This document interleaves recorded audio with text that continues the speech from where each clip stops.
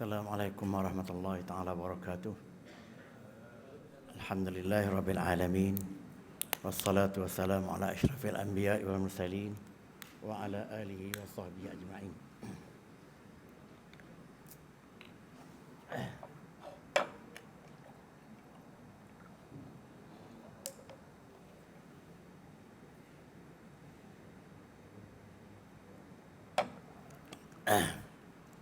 Tuan Imam,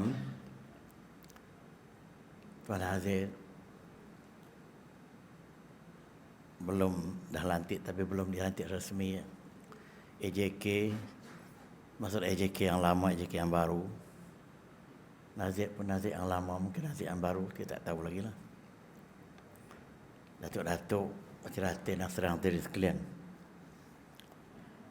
Sebelum saya pergi kepada apa yang saya nak cakap dalam pagi ini, saya akan ke umrah pada 18 hari bulan ini, sehari sebelum raya. Saya daftar 3 bulan dulu lagi dah. Maklumat pilihan raya tu baru 3 minggu lepas. Dan saya pun tak menjangka musim-musim banjir ni orang akan buat pilihan raya. Jadi saya, di atas anggapan itu, dan saya mengikut jadual kesesuaian anak saya akan pergi dengan dia. Jadi dia kata tarikh itu, saya ikutnya lah.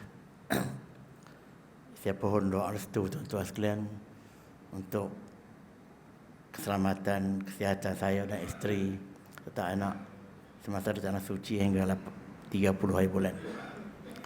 Dan saya amat yakin dan percaya penuh doa restu daripada orang-orang yang mengikuti ceramah-ceramah saya anggap sebagai murid-murid saya belaka amat saya perlukan. Ini terbukti saya telah melalui berbagai-bagai pembedahan, 4-5 pembedahan yang berat, tapi kesemuanya alhamdulillah berjaya dengan baik. Sehingga doktor yang merawat pun dia tanya apa doa yang Prof pakai. Saya kata doa murid-murid saya lah, aku sebab ramai. Senyum je lah.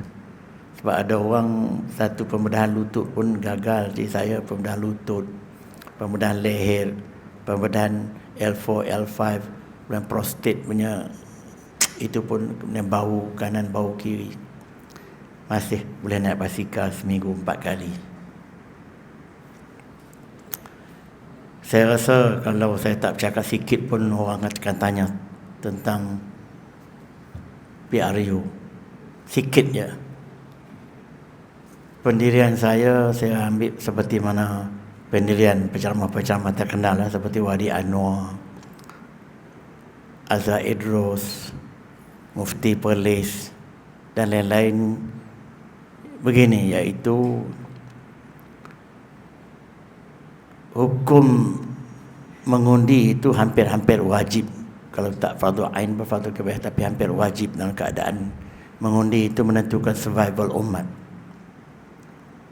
Kalau kita abaikan kewajipan itu, kita berdosa andainya pengabaian kita itu membawa pada mudarat umat Islam. Itu prinsip tu. Kemudian itu satu tentang mengundi. Kalau dalam bahasa lama dipanggil bai'ah, iaitu membai'ahkan, memberi kepercayaan. Kalau bahasa fiqh lama lah, sejarah. Yang kedua, kita nak mengundi siapa.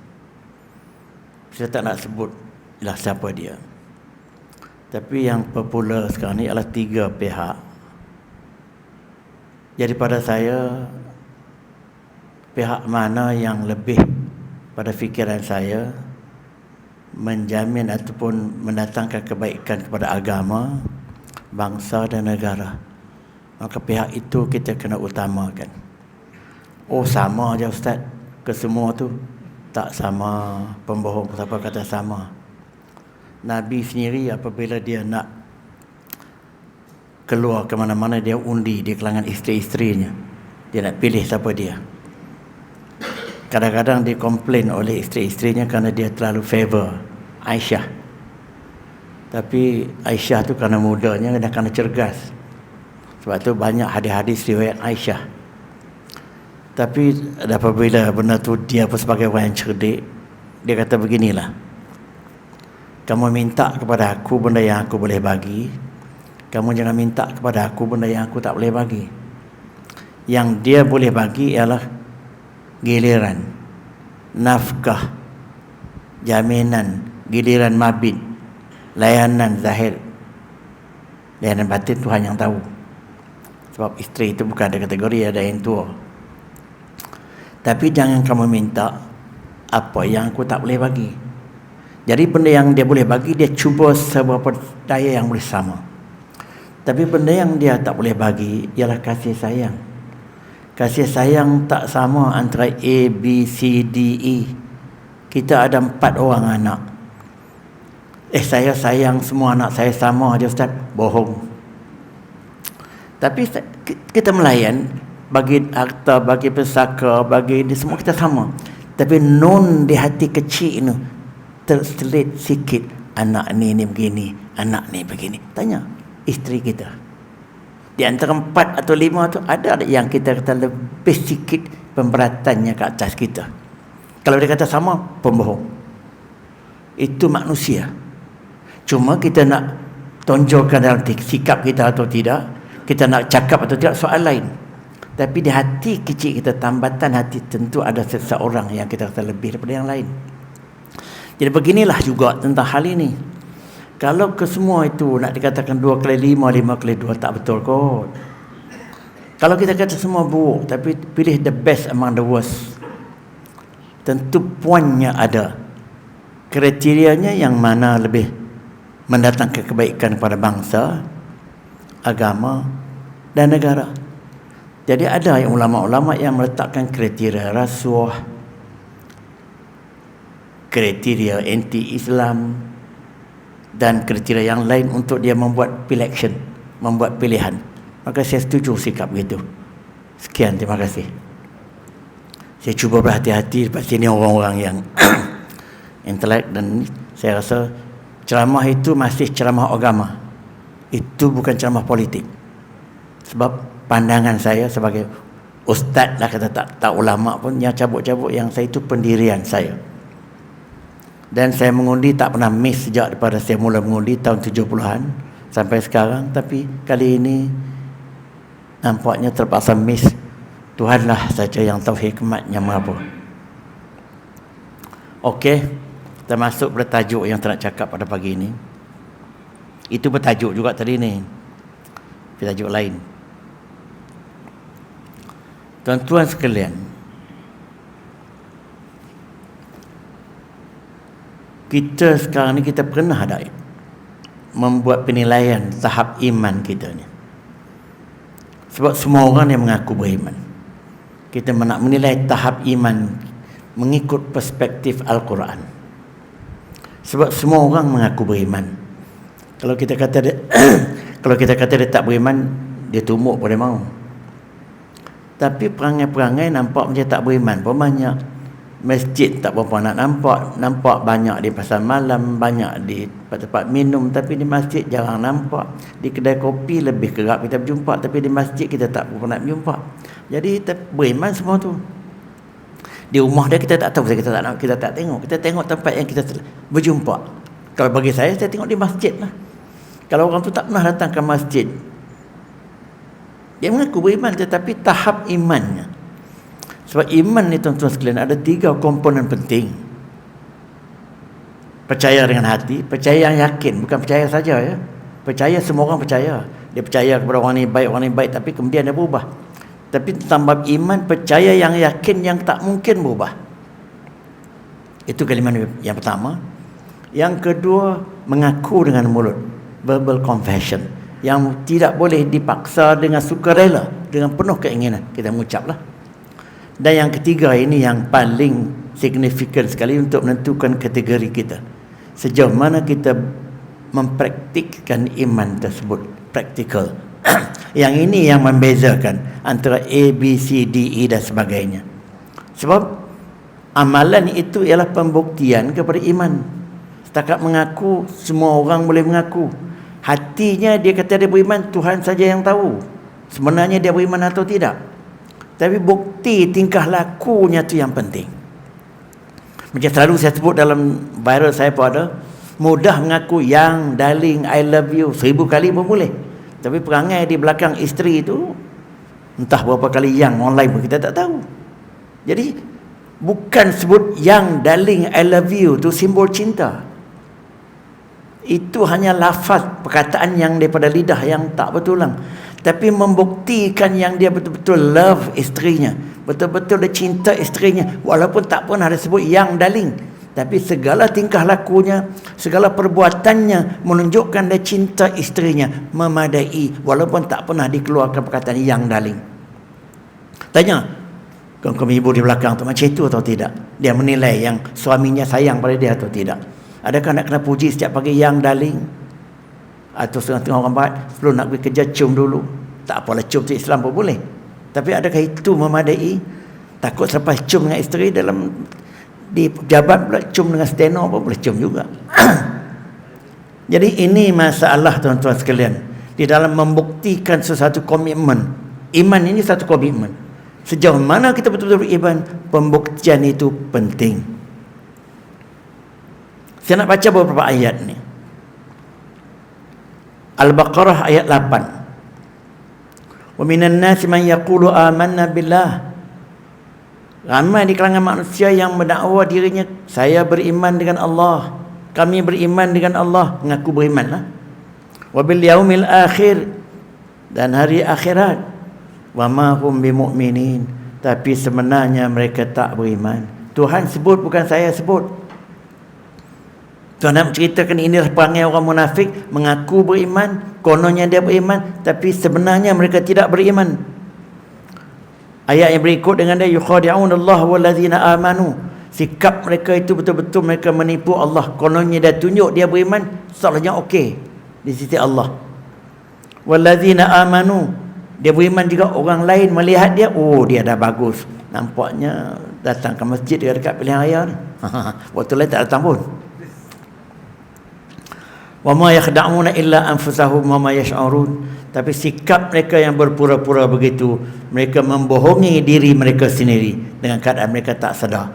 Maksudnya orang ini berterusan dengan perangai gitu, kadang-kadang sampai mati, tak berubah. Sebab tu dia kata dalam keadaan mereka tak sedar yang mereka telah menipu diri sendiri. Saya nak ringkas je sebab banyak ayat-ayat saya nak sebut ni. Bahkan dalam ayat yang lain, surah Yusuf ayat 103, Tuhan sebut, wa ma aktsarun nasi walau harasta bimu'minin.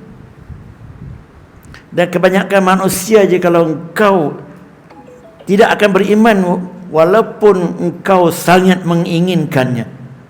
Maknanya banyak orang yang masih tak nak beriman walaupun Nabi terlalu ingin supaya mereka beriman, masih tidak beriman. Yang mengaku beriman pun tak tentu lagi beriman atau tidak.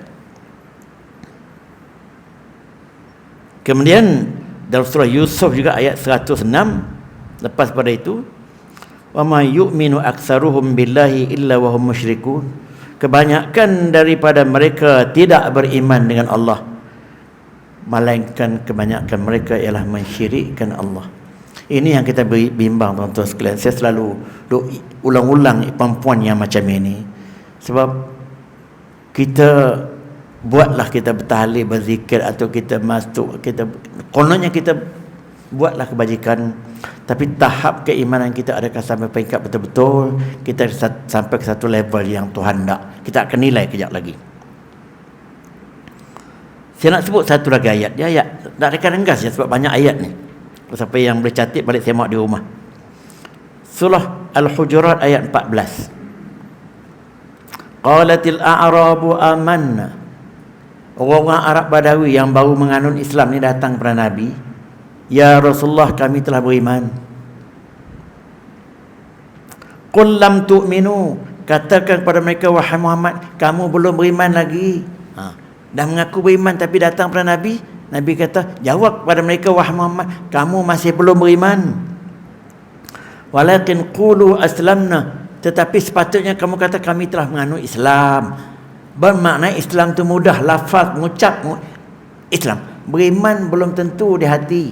Sebab itu maksud dia begitu. Walamma yadkhulul iman fi qulubikum, apabila iman itu betul-betul telah masuk ke jiwa kamu, wahai orang Badawi. Wa in tuti'allaha wa rasulahu, iaitu apabila kamu patuh kepada Allah dan Rasulnya, segala yang disuruh kamu buat, segalanya ditegah, kamu berhenti sama daripada Allah dan Rasul, wala yaltikum min a'malikum syai'a, maka ketika itu tidak ada cacat celah lagi dah dalam perbuatan kamu, sedikit pun tak kurang lagi dah. Innallaha ghafurur rahim, kerana Allah Maha Pengampun, Maha Penyayang. Maksudnya ayat ini datang nak tunjuk, dia orang ni nak tunjuk kepada Nabi, nak minta favoritism daripada Nabi. Sebab waktu tu Nabi sedang berdakwah, dan kadang-kadang kalau kumpulan-kumpulan yang nak menentang Islam ni, Nabi berperang pun ada. Jadi dia orang ni datang seolah nak kipas Nabi lah. Kami dah beriman dah Muhammad, sebab Nabi jangan menyerang mereka dan sebagainya. Itulah tafsir. Jadi Tuhan tahu dah hati dia pun macam itu. Jangan mudah-mudah katakan kepada mereka, wahai Muhammad, kamu belum tentu lagi kamu betul-betul beriman. Kamu hanya Islam. Apabila iman telah sebati di hati kamu, dah kamu beramal dah, waktu tu baru betul-betul kamu beriman. Saya nak kita bernilai tahap kita. Tak memadai setakat mengaku beriman.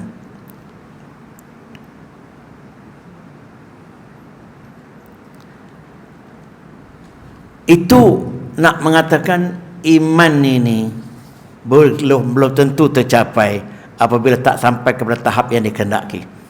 Saya akan sebut beberapa ayat lain yang menunjukkan yang iman ini level-levelnya. Itu bagaimana nak menceritakan orang yang mengaku beriman belum tentu beriman. Saya nak sebut beberapa ayat yang cukup penting ni. Tuan-tuan boleh tengok, yang pertama ayat yang cukup penting, surah Al-Hujurat juga ayat 15. Sebelum ayat yang saya baca, yang ayat tadi yang Al-15 sambung tadi. Innamal mu'minuna allazina amanu billah wa rasulihi summa lam yartabu. Sesungguhnya orang mukmin yang tulen, perkataan Arab tuan-tuan sekalian, apabila ada perkataan innama di depannya, nak mengatakan emphasize has been given to that meaning, iaitu sesungguhnya orang mukmin yang betul-betul mukmin. Kena terjemah begitu. Itu ada perkataan innama. Sesungguhnya orang mukmin yang betul-betul mukmin ialah mereka-mereka yang beriman dengan Allah dan Rasulnya. Itu satu kriteria. Summa lam yartabu, dan mereka tak pernah ragu-ragu selepas itu, dan sebelum itu tak pernah ragu-ragu. Dah beriman tak ragu-ragu lagi dah. Ini satu masalah. Beriman yang penuh dengan ragu-ragu. Sebab itu tuan-tuan, dalam teori bab iman ni, dia beza antara kita beriman dengan kita berpendapat. Pada pendapat saya begini, itu cukup level rendah. Tapi pada keyakinan saya begini, pada pegangan hidup saya begini, lain. Tapi pada pendapat saya boleh jadi berubah, boleh jadi tidak. Yang sekarang ni pada pendapat saya. Tapi aku sampai tahap pada keyakinan saya, pada kepercayaan saya begini. Itu tahap iman, bahkan lebih begitu. Sebab tu dia kata iman ni tanpa ragu-ragu. Cuba kita, banyak dalam isu-isu Islam masih unsur-unsur keraguannya banyak. Contohnya apabila usul-usul yang berbau Islam, nanti kita tengok dululah sesuai tak sesuai. Banyak begini, kononnya dia beriman tapi penuh dengan ragu-ragu. Dia tak kata saya ragu-ragu, tapi kita tengok dululah sesuai tak sesuai. Dengan lembut dia bercakap, sebab dia pengurusi mesyuarat. Dia bolehlah kata gitu. Kita timbang kalau ada pendapat lain yang lebih baik. Seolah pendapat lain yang lebih baik itu lebih baik daripada yang dicadangkan tadi. Sedangkan yang dicadangkan tadi memang Islam. Jadi yang lebih baik itu yang bukan Islam. Kadang-kadang di hujung meeting itu yang bukan Islam itu diterima. Yang Islam tadi, sikap setengah-setengah orang di dalam menilai Islam. Jadi adakah orang macam ini yakin atau tidak? Saya cakap ni self criticism juga untuk kita. Sejauh mana apa yang kita yakin tentang Islam itu betul-betul kita yakin sampai peringkat kita sanggup. Nak tengok ayat selepas itu. Jadi dengan tak ragu-ragu sampai peringkat yang macam tadi, wajahadu bi amwalihim wa anfusihim, mereka sanggup berjuang, berjihad dengan harta benda. Ini bukti ketidakraguan. Seperti jutawan-jutawan pada zaman moden pun ada yang telah salurkan bantuan-bantuan kepada pejuang Islam di Chechen, di Mindanao dulu, oleh Libya, di petani, di Myanmar, di berbagai-bagai jutawan-jutawan ni. Dia channelkan duit itu illegal ikut undang dunia. Tapi dia bukan kira undang dunia, dia kena tolong saudara seagama berjuang Islam. Ya tak? Kita jangan terpengaruh dengan undang dunia yang US yang kontrol ni. Semua yang bantu Islam ni semua illegal. Orang Islam tunjuk perasaan pada teroris. Tapi kalau orang kafir bunuh orang Islam pun bukan teroris, mempertahankan diri. Itu tafsiran barat. Ya tak? Kalau orang Islam tunjuk perasaan bantah pun teroris. Kalau orang kafir membunuh orang Islam pun self defense. Tuan-tuan tengok, ini telah diakui oleh senator US pun ada. Di dalam senate dia, dalam viral kita tengok. Ya tak? Itu sikap. Kalau kita terpengaruh dengan idea-idea macam ni untuk kita memperjuangkan kepentingan Islam, kita tak sampai kepada tahap yang dikehendaki di sini. Minta maaf. Sanggup berjihad dengan harta benda. Tapi insya-Allah, alhamdulillah kita di peringkat Malaysia dah ada orang yang macam itu. Macam di kawasan PJ, di kawasan apa ni, kalau setakat nak buat masjid dalam lingkungan 4-5 juta tu, derma boleh dapat je tak? Cuma boleh dapat tempat je. Dan alhamdulillah, kalau dulu 20 tahun dulu 100% bantuan kerajaan ya tak? Sekarang alhamdulillah itu dah komitmen tinggi. Wa anfusihim, dengan jiwa mereka, dengan badan mereka. Malah kalau tak memerii dengan harta, dengan nyawa mereka. Sebab tu Tuhan sebut nombor 2. Maksudnya dengan nyawa ni, pergi berjuang dengan badan, kalau perlu dengan mati, sampai sanggup mati syahid. Sebab itu bagi orang Islam zaman dulu, pergi medan perang mempertahankan Islam, dia kata fi sabilillah, berjihad dengan harta benda dan nyawa pada jalan Allah. Niatnya 2, sama ada mati atau menang. Niat yang ketiga nak undur balik dengan kena kalah, tak ada. Sebab itu dalam perjuangan Nabi 13 peperangan, kalau tak silap saya, yang kalah 1 je peperangan Uhud, yang lain semua menang. Dan yang menang tu semua orang Islam minoriti, sikit daripada yang musuh. Mengapa mereka menang? Pergi dengan niat menang atau mati, bukan niat nak undur balik. Tapi peperangan Uhud tu kalah, orang Islam banyak tu, lebih daripada orang kafir. Tapi kerana nak ambil harta rampasan, mereka terjun bukit cepat-cepat. Waktu tu ambush dibuat oleh musuh, kalah. Tujuan keduniaan walaupun ramai, kalah. Dalam bentuk moden ni, kalau tuan-tuan tengok bagaimana Tariq bin Ziyad menawan Spain dalam masa 4-5 malam, aku tak silap maklumat saya lah. Sebab apabila askar Islam telah mendarat di Selat di Gibraltar, dalam waktu dia nak tawan Spain, waktu tu sebelum tu Spain Kristian, dia bakar kapal-kapal tu semua. Sehingga askar-askar Islam ni kata, mengapa engkau bakar Tariq? Oh, kamu bercakap nak balik ya? Kalau aku tak bakar, kamu nak balik, kamu tak berperang habis-habisan. Dia bakar, dah tidak ada harapan nak balik lagi dah. Maka orang ni bermati-matian perang. Dalam 4-5 hari, aku tak silap saya, seluruh Spain ditawan oleh orang Islam. Itu pejuang Islam yang mengotakkan tuntutan ini. Tapi sekarang kalau bawa cita-cita macam ni atau sikap macam ni, ekstrim. Jadi kalau agak-agak yang boleh mengancam apa semua sikit, ekstrim. Yang kata lain, pakai tudung, pakai jubah dulu ekstrim. Sekarang ni orang tak punya ekstrim dah. Sekarang orang lelaki pergi ke pasar apa pakai jubah.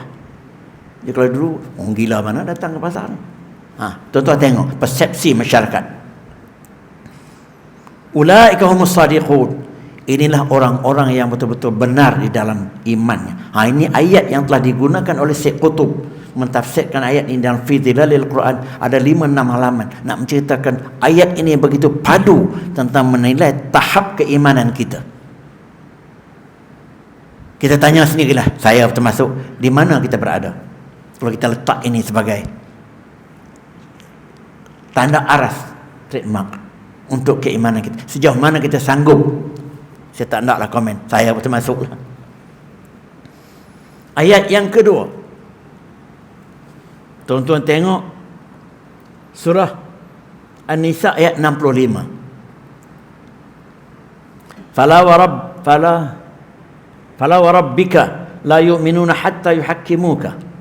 Demi Tuhanmu, mereka tidak dianggap beriman, wahai Muhammad, hatta yuhakkimuka, sehinggalah mereka menjadikan kau pemutus segala masalah, fima syajara bainahum, segala mereka betul-betul semua mereka tu menjadikan engkau pemutus segala perkara dalam hidup mereka.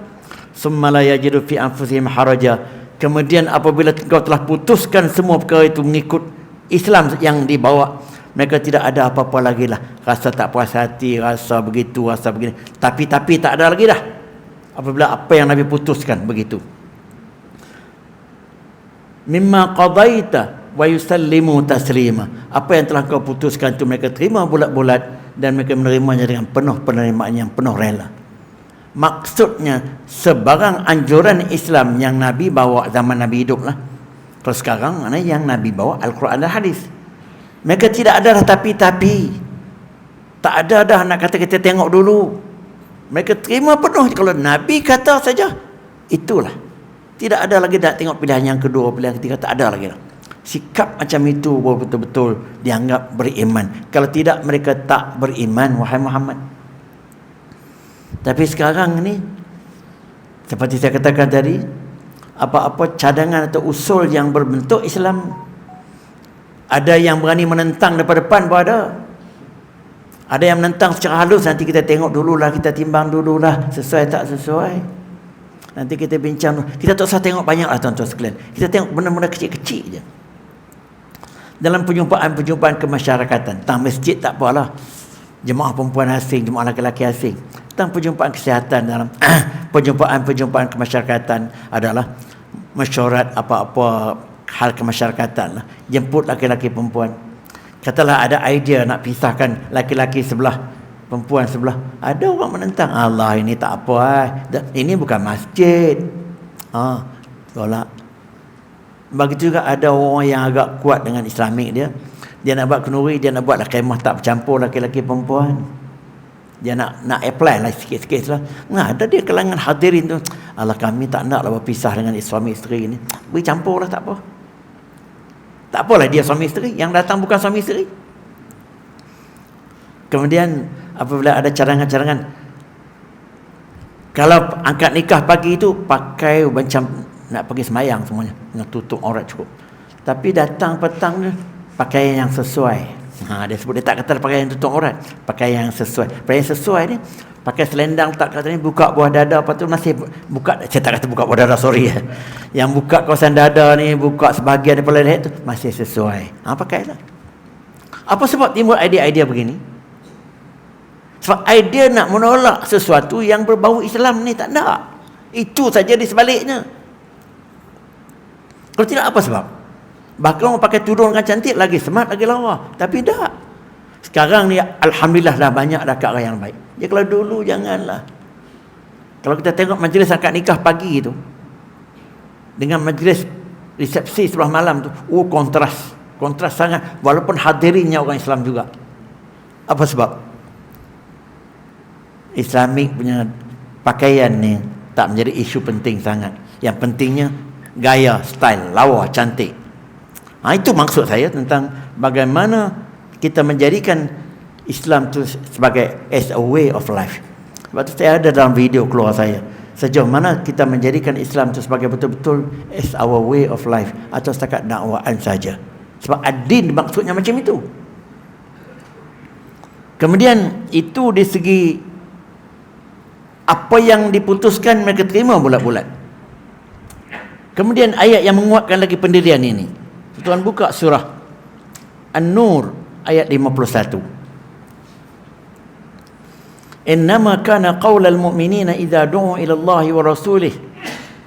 Sesungguhnya percakapan ataupun bahasa yang akan terkeluar daripada mulut orang mukmin yang tulen, mukmin yang sebenar-benarnya mukmin, apabila mereka diseru supaya kembali kepada Allah, kembali pada ajaran Allah, kembali pada Rasul dan kembali pada hadisnya untuk menyelesaikan segala masalah yang di kalangan mereka, maka orang mukmin macam ni akan kata, ya, kami dengar dan kami patuh. Tak ada lagi dah ayat-ayat lain.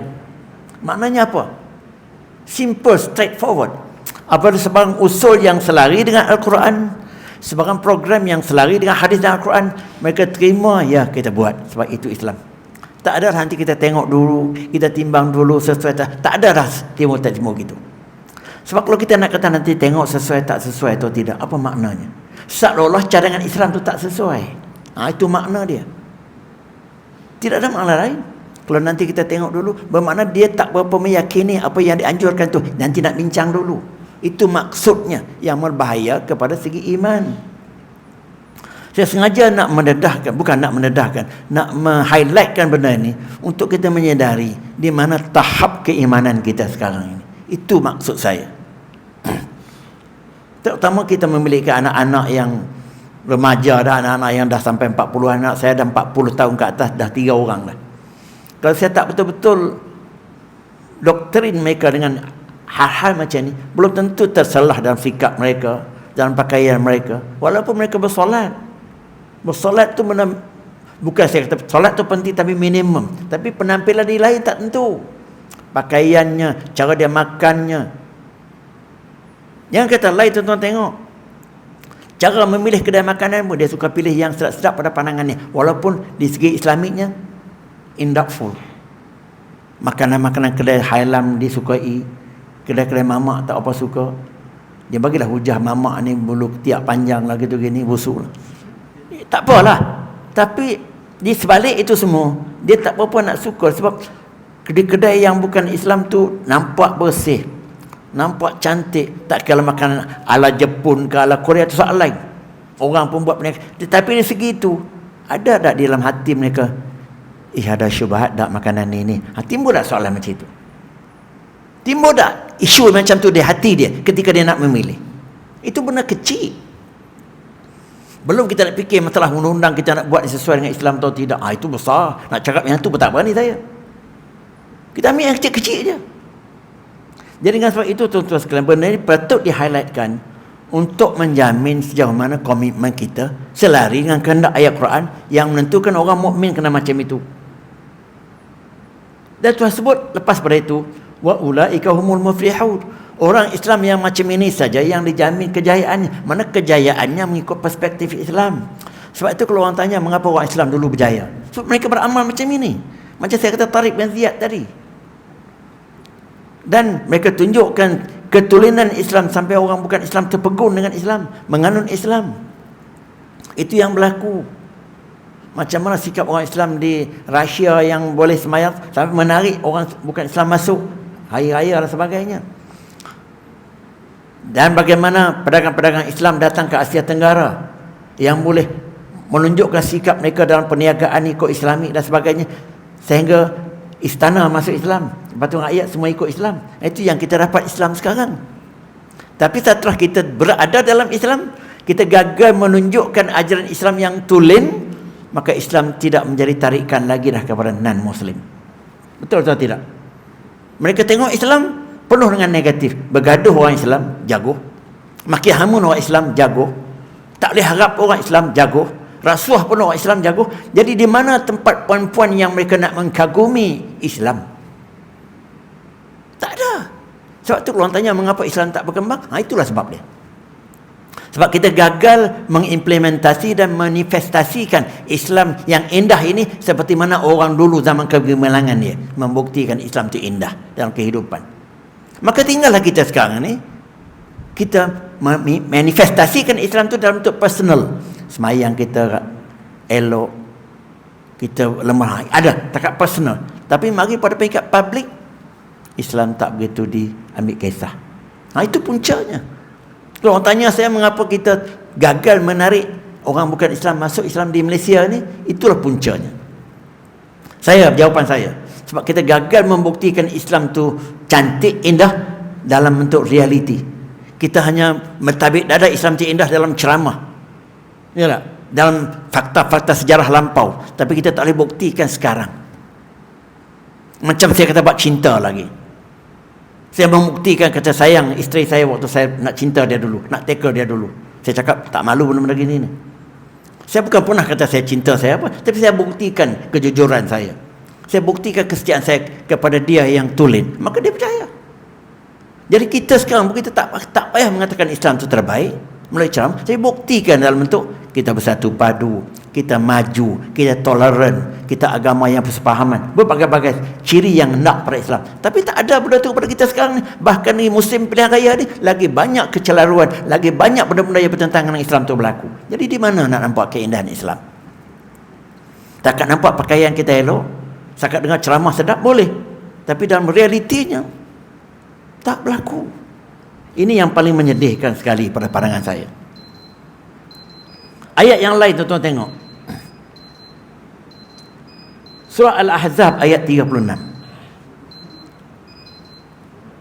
Al-Ahzab 36. Wa ma kana lil mu'minin wala mu'minatin idza qada Allahu wa rasuluhu amran an yakuna lahumul khiyaratu min amrihim.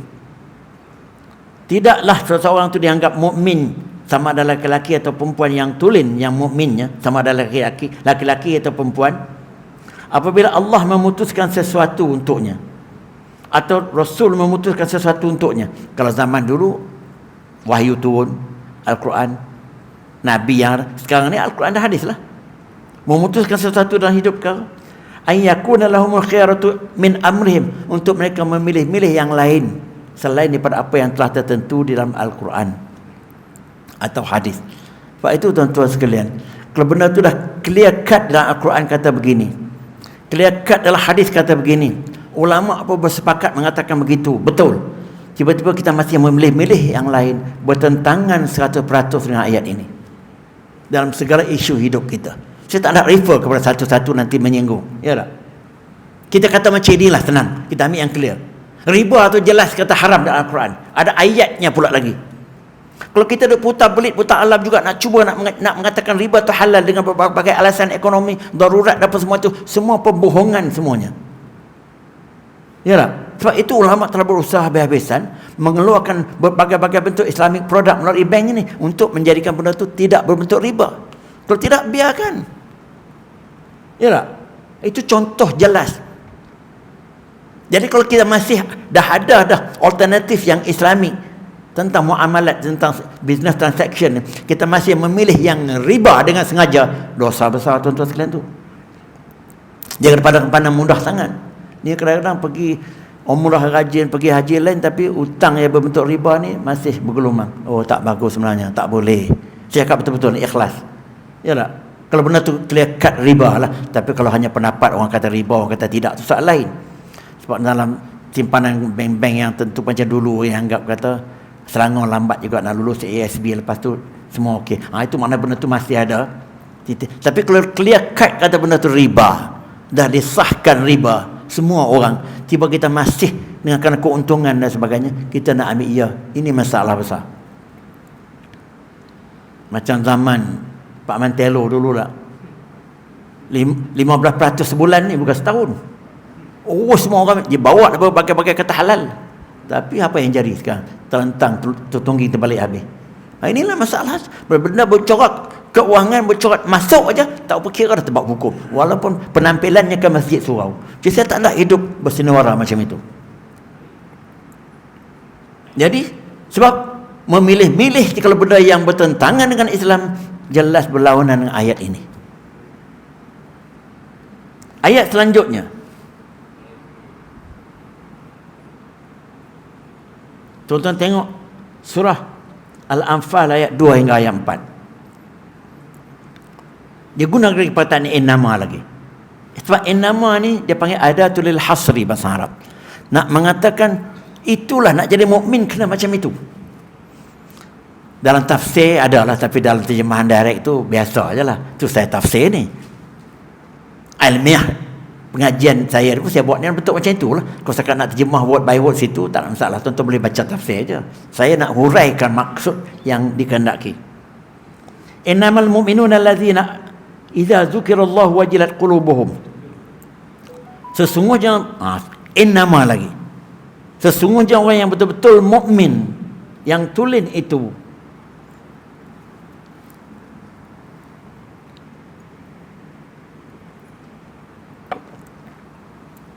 allazina idza dzukirallahu, iaitu mereka-mereka yang apabila disebut saja perkataan Allah, wajilat qulubuhum, hati mereka menjadi gemetar. Apa maksudnya? Orang yang mukmin tulen tuan-tuan sekalian, sebut saja perkataan Allah, sama ada dia sebut atau orang lain sebut, dia dah, kita kata dia segala-galanya akan menjadi serius kepada dia. Dia tak main-main lagi dah. Maksudnya begini, kita ambil contoh beginilah. Apabila nak buat apa-apa aktiviti dibincangkan begitu gini, maka ada satu orang sebut, kita Kita kena timbang sama benda ni sesuai atau tidak dari segi Islam, Allah setuju atau tidak. Dan dia rasa sungguh juga, kita kena ambil perhatian. Itu tanda iman tu. Bila sebut saja kalimah Allah, hatinya menjadi serius untuk tak main-mainkan lagi benda itu. Contohnya, sebab takat mengatakan hatinya menjadi gemetar, orang tak tahu macam mana hati gemetar ni. Contoh lagi satu. Dalam pergaduhan yang sengit, tense, bergaduh lah sampai nak bergolok, nak apa zaman dulu lah. Kalau satu pihak tu kata, kita tak usah bergaduh, kita ni orang Islam, kita ingat kepada Allah. Dia tak jadi, senjata di tangan jatuh, tanda iman masih ada. Tapi bila kita katakan, mengucaplah encik, apa mengucap? Ingatlah pada Allah. Apa Allah? Habis. Itu maksudnya bagaimana perkataan Allah tadi menjadi hatinya, mengubah sikapnya. Sehingga saya sebut di tempat-tempat lain, ada kes-kes jenayah zaman-zaman saya belajar dululah. Ada kes-kes rogol ni. Perempuan tu telah diperkosainya dengan dah tak boleh buat apa lagi dah. Maka perempuan tu cakap dengan lemah lembut kepada pemangsa ni. Selalunya orang merogol dengan yang kena rogol tu saling kenal mengenali, bukan ada orang asing sangat. Engkau boleh buat kat aku apa-apa pun, perempuan ni kata. Engkau nak bunuh aku pun dah boleh dah. Sebab tidak ada siapa di sini. Tapi engkau ingat, kita ni orang Islam, Tuhan melihat kita. Dengan kerana laki-laki, perempuan sebut begitu, laki-laki ini tak jadi. Connect dia turun. Cakap ni joke tuan-tuan sekalian. Tapi maknanya, cebisan iman itu boleh campur tangan untuk menghalang benda ini. Itu bukti. Sebab itu orang kata ujian iman kita ni mesti diuji. Sebab itu antara jihad yang paling penting sekali bukan jihad di medan perang saja, jihad melawan nafsu. Sebab itu nak uji kata iman kuat, cuba ulur tengok dia ambil tak ambil. Itu ujian. Atau letak satu tempat bawa perempuan lawa bagi ke dia yang ada apa? Dia mau tak mau. Ini antara dua ujian penting nak menilai tahap iman. Kalau waktu itu Allah tu menguasai dia akan lari keluar pada bilik. Ini saya dapat cerita kawan saya. Lama ni waktu saya masih baru-baru jadi pesyarah lagi. Satu orang kawan, dia bersama orang kawan dia pergi ke satu tempat lah. Tempat tu dia orang baik. Tapi tempat tu banyak lah perempuan ni. Dalam pukul berapa dia tidur-tidur tu, bilik dia diketuk, datanglah perempuan. Mungkin telah dia buat arrangement. Dia dah gelabah dan macam mana. Dia lari keluar dari bilik tu. Dia lari keluar. Tapi nak dapat macam tu berapa orang? Yang banyaknya pucuk dia cerita belum datang lah. Ya tak? Itu semua tuan-tuan sekalian menguji tahap bagaimana ingat kepada Allah tu, hatinya menjadi longlai, tak jadi nak buat. Itu maksudnya wajilat qulubuhum. Sebab itu pergaduhan suami isteri, nak elak daripada jadi benda-benda tak elok, sama ada sabar pergi ambil air semayang, atau si isteri ni pun dia tenang, abang tak salah kita bertengkar, pergilah ambil semayang, solat kita bincang kemudian. Kalau si suami yang baik tak jadi pergi ambil solat, atau kalau yang baik-baik juga dia ambil motosikal, dia pergi dulu elak dalam majlis itu, nak elak daripada terjadi talak dan sebagainya. Itu mengatakan apabila disebut saja Allah menjadi gemilai hatinya. Itu contoh-contoh bibit iman masih menguasai orang berkenaan. Jangan waktu lah keadaan biasa ni, orang bagi duit tak ambil, itu orang tengok semua, itu mudah aja. Ini tak ada orang lain dah. Itu wajilat qulubuhum. Wa idza tuliyat alaihim ayatu zadatuhum imana. Dan apabila dibaca ayat-ayat Al-Quran kepada mereka, tambah lagi iman. Dibaca sini banyak makna. Dibaca dengan baca Quran. Sebab ada orang barat yang menganut Islam hanya dengan dengar indahnya ayat Quran. Tapi dia maksud sini bukan setakat baca macam itu. Baca dan memahaminya dengan penuh. Macam saya tafsir ni misalnya. Apabila saya tafsir ni, ada beberapa orang yang ada sini, kena macam aku, kena balik berubah lah, ikut apa yang Ustaz Hashim cakap tadi. Maka sikapnya tu menambah keimanan dia. Sebab tu dia kata apabila dibaca ayat-ayat Quran itu ayat Allah, tambah imannya.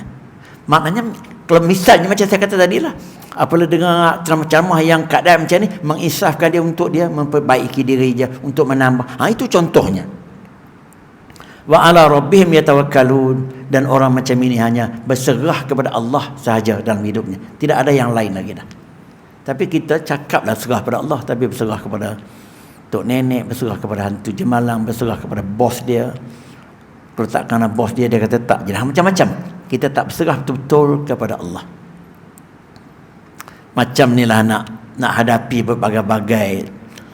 Saya sebagai contoh kecil lah, saya ni kecil je contoh. Saya menghadapi berbagai-bagai pembedahan dengan tidak ada reluctant langsung. Saya terima sepenuhnya. Asalkan pendapat doktor pakar dan nasihat begitu, saya terima. Cuma nak jadi halangan kalau anak saya menentang, isteri saya menentang, itu je. Orang lain saya tengok, anak dah suruh, suami dah suruh, dan dia sampai ada 2-3 orang kawan kenalan saya, lutut dah 3-4 tahun dah. Doktor sendiri suruh, puan kena buat dah lutut. Nanti tengok dulu encik, buat lain jack dulu. Sampai sampai tak boleh berjalan. Pada saya, tawakal ini itulah tempat kita nak apply. Itu maksud saya. Selama mana usaha itu betul. Kalau usaha tak betul, kita nak tawakal, salah, ya tak? Jadi tawakal itu menjadikan kita confident, kita yakin segala-galanya dah ditentukan, tersirat. Cuma kita berlaku di atas plan yang Tuhan telah laksanakan. Itu maksudnya. Jadi menyebabkan, sebab itu orang yang berani itu dikaitkan dengan orang yang kuat tawakal. Walaupun dia bukan Islam, tak kira lah, sebab benda ni berlaku manusia kan. Bukan mesti orang kuat Islam saja.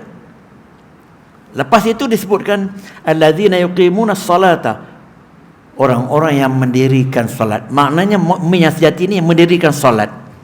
Wa mimma razaqnahum yunfiqun, dan mereka membelanjakan rezeki yang kami berikan kepada mereka. Apa sebab Tuhan sebut 2 ayat ini? Menjadi mukmin tulen salat. Mukmin yang tulen membelanjakan harta yang kami bagi. Dia tak sebut nak jadi mukmin tulen kena banyak pergi umrah. Nak jadi mukmin tulen kena banyak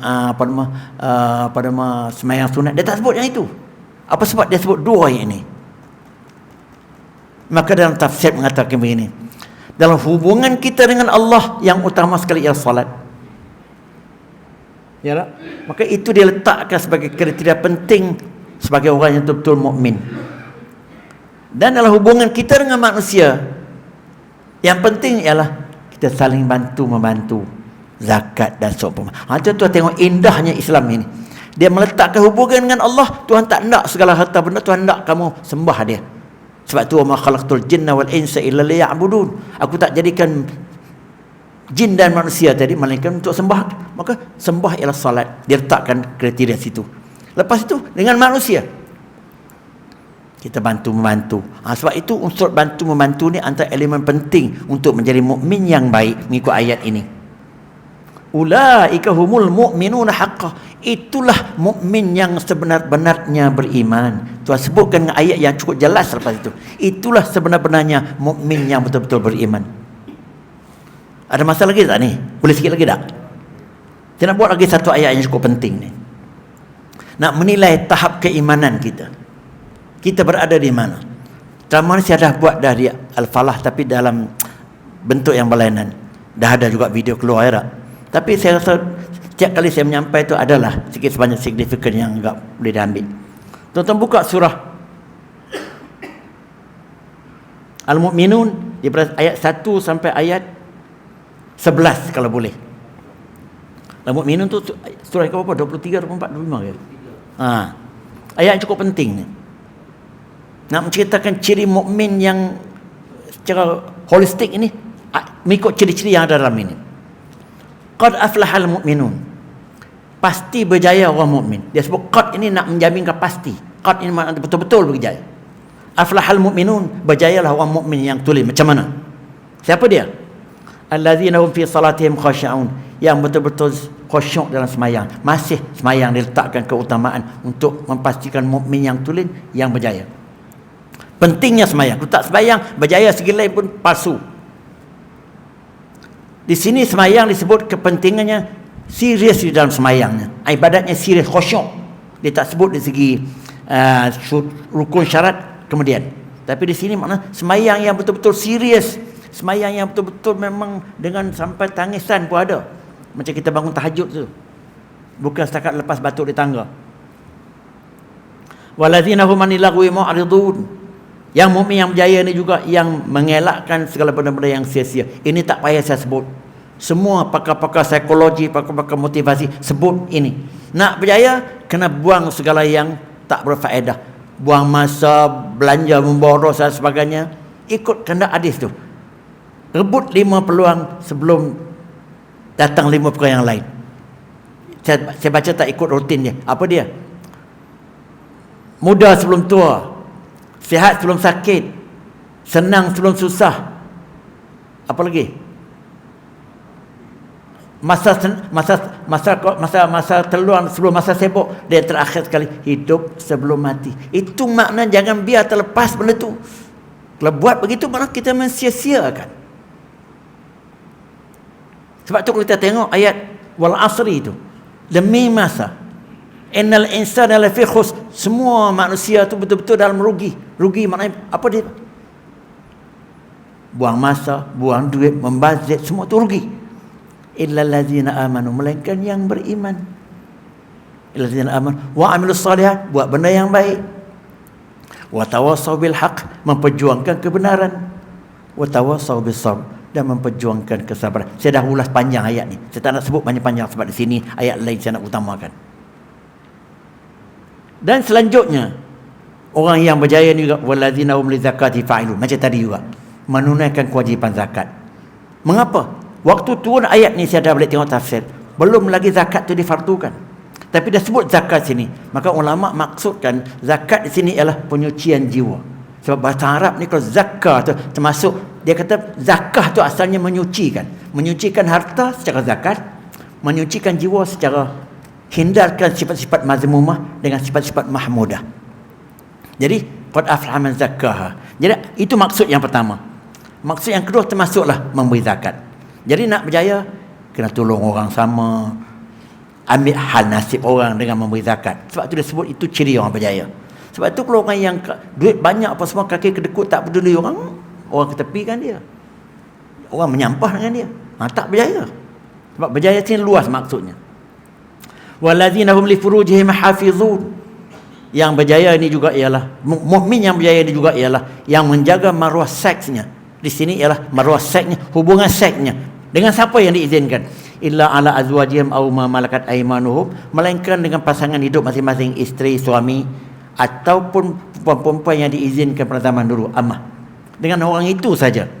Fa innahum ghairu malumin, maka itulah orang-orang yang tidak dikutuk. Faman ibtagha wara'a dzalika fa ulaika humul adun. Sesiapa yang melanggar batas-batas lebih daripada itu, dengan berzina, dengan perempuan simpanan atau dengan berbagai-bagai perangai, maka ini mereka yang menceroboh. Tuan-tuan tengok faktanya. Dalam beberapa tahun dulu, heboh anak luar nikah orang Melayu paling banyak. Sampai 50,000, 500,000. Tuan-tuan tengok, bayangkan. Waktu Eid bermaharajalela dan sekitar 15 tahun, 20 tahun dulu, pakar-pakar sains kata faktor utama penurunan Eid ialah hubungan seks rambang. Di samping share jarum semua, tapi hubungan seks luar nikahnya. Sehingga seorang pakar India, saya masih ingat lagi, daripada HKL, dia kata nak kurangkan Eid atau nak kurangkan kejadian Eid ini, ikutlah hukum perkahwinan Islam. Maksudnya jangan sekali-kali berzina. Dia kata begitu, orang India. Sebab itu kalau orang yang jaga hal-hal menjadi jauh daripada Eid, yang tengok dah kena Eid, yang saya tahu dulu-dulu lah, memang ada rekod dia selalu melayani pelayan dan sebagainya, dan kedah-kedah kerja pun waktu tu saya tahu. Jadi Tuhan sebut yang itu sebagai satu elemen nak berjaya. Jadi kalau orang-orang yang terdedah dengan benda-benda begini, walaupun dia ada duit banyak, dia mudah dapat perempuan, tapi rumah tangganya hancur. Anak-anak yang tahu perangai bapaknya, anak-anak tak hormat. Ya tak? Banyak. Walaupun dia sembunyi, tapi anak tahu bapaknya tu siapa dia. Ada satu kes, bapaknya telah terlibat dengan kes rongkol, saya tak sebut lah. Anak tu tak mengaku yang dia tu anak bapak tu, sebab bapak tu terkenal. Apabila orang tahu tak anak dia dikit-dikit, anak tak mengaku itu bukan bapak dia. Tuan-tuan sekalian. Jadi kalau duit banyak apa nak guna macam ini. Itu dimaksudkan kejayaan ni, kejayaan yang menyeluruh. Nak berjaya, nak jadi mukmin yang berjaya juga, ditambah lepas pada itu, wallazina hum li amanatihim wa ahdihim ra'un, iaitu mereka yang betul-betul menjaga amanah. Amanah ni clear, tanggungjawab, komitmen, dan kita bagi hak untuk mentarbit, termasuklah kita mengundi ini, kita memberi hak amanah kita untuk orang tu menjaga kewajipan. Itu amanah. Orang yang mengkhianati amanah ni salah satu sifat munafik. Wa idza tumina khana, apabila diberi amanah dia khianat. Munafik orang tu tuan-tuan sekalian, bukan setakat dia menyeleweng. Munafik ni berada di neraka yang paling bawah sekali. Sebab itu menjaga amanah ini penting nak berjaya. Wa ahdihim ra'un. Wa ahdihim ni komitmen yang bertulis. Misalnya ada perjanjian yang dia kena ikut, ada general order yang dia kena ikut, dia patuh betul-betul. Itu termasuk mau nak berjaya. Wallazina hum 'ala salawatihim yuhafizun. Dia ulang lagi, mereka-mereka yang menjaga salat dan semayang mereka. Apa beza yang pertama dengan yang kedua? Yang baru ini maksudnya dia menjaga salat itu dengan rukunnya, syaratnya, sah batas semua dia ambil berat. Sebab tu ada hadis mengatakan, siapa yang memperelokkan wuduknya dan semayang dengan baik, maka pahalanya sampai, ada hadis selalu dibacakan. Saya tak ingat dengan tepat hadis itu. Jadi di sini, kalau yang pertama tadi semayang yang khusyuk, yang betul-betul serius. Yang ini semayang yang penuh cukup syarat rukunnya. Ulaika humul warisun. Orang-orang ini saja yang bakal mewarisi. Mewarisi apa? Allazina yarisuna al-firdaus. Mereka ini akan mewarisi syurga Firdaus. Mana mereka tu dijamin syurga Firdaus. Hum fiha khalidun. Dan mereka kekal di dalamnya. Saya rasa setakat itu yang saya nak sebut. Sebenarnya ada beberapa ayat lain lagi yang saya tak catat tapi tak sempat nak dibawa. Saya bawa yang pokok saja. Jadi tuan-tuan sekalian, tujuan saya sebut begini. Kita dah tua begini. Mungkin kita tak boleh nak buat banyak dah dari segi perbuatan. Tapi kita yang dah kita buat dan kita akan buat ni, kita nak tumpukan dari segi kualiti dia. Faham tak? Jadi kualiti dalam kita sebagai manusia ni, ibadah tu penting. Kita di ujung-ujung ni, ibadah tu penting. Apa dia ibadah? Iaitu sejauh mana konsep ibadah tadi kita jelmakan betul-betul, yang bersumberkan kepada iman yang tulen. Jangan setakat buat tu rutin harian. Pergi masjid, pergi tahlil, tapi duduk macam tu juga. Jadi peningkatan dalaman, peningkatan kualiti komitmen kita kepada Islam tu, kita tingkatkan melalui pemahaman yang sandak ini. Walaupun yang kita buat tu nampak sikit, tak banyak, tapi kita yang tahu dapat menilainya sejauh mana kita berada di atas tahap yang dikehendaki dalam ayat-ayat yang saya sebut ni. Sebenarnya ayat-ayat ni di samping saya cari, bukan saya saja yang buat. Ayat ni dah disebutkan oleh Yusuf Qaradawi dalam kitabnya Al-Iman wal Hayah, iman dan kehidupan. Maka saya cari ayat itu, saya membaca tafsir tambah-tambah saja. Jadi itulah saja tuan-tuan sekalian. Mohon maaf daripada saya untuk tuan-tuan sekalian semua. Segala salah silap itu kekurangan saya. Yang benar, yang betul itu datang daripada Allah. Saya sekadar menyampaikan. Dan sekali lagi saya pohon doa restu tuan-tuan sekalian, sebagai saya anggaplah murid saya, walaupun orang itu datuk atau sebagai murid dalam konteks pengajian ini. Minta maaf ya, jangan anggap macam bukan murid sekolah. Doalah seorang murid, doalah keselamatan dan kejayaan gurunya di dalam pengembaraan penyucian jiwa di tanah suci. Dan saya rasa ini pun kemungkinan adakah umrah terakhir atau tidak, wallahu a'lam. Dan ini pun saya pergi juga kerana anak saya tu merayu-rayu nak pergi dengan saya. Saya dah ajak dia sejak 4-5 tahun yang lepas. Dia masih single. Jadi dia masih tak nak. Tapi sekali ni dia yang sebut. Kebetulan dia ada conference dekat Jeddah tu, tapi tak tahu tu hadiah lah. Jadi pada masa tu, jadi saya tumpang. Jadi tumpang itu sebab saya nak angkat beg besar-besar pun tak boleh dengan tulang di pinggang apa semua. Dia akan bantulah. Saya tengok dalam grup yang telah dibuat WhatsApp semalam, grup yang nak pergi dengan saya ni dalam 25 orang, semua muda-muda, 40-an, 50-an. Saya yang paling tua sekali agak-agaknya. Saya dah tengok muka paras tu. Jadi dengan kerana itulah saya amat memerlukan doa tuan-tuan dan perempuan sekalian, kerana saya yang mengatasi segala usaha dan ikhtiar ni, saya selamat atau tidak ada lain, tidak ada bukan, ialah Allah Subhanahu Wa Taala. Dan Allah akan mendengar doa daripada orang-orang yang betul-betul doa kepada dia untuk tujuan kebaikan. Wabillahi taufiq hidayah. Wassalamualaikum warahmatullahi taala wabarakatuh.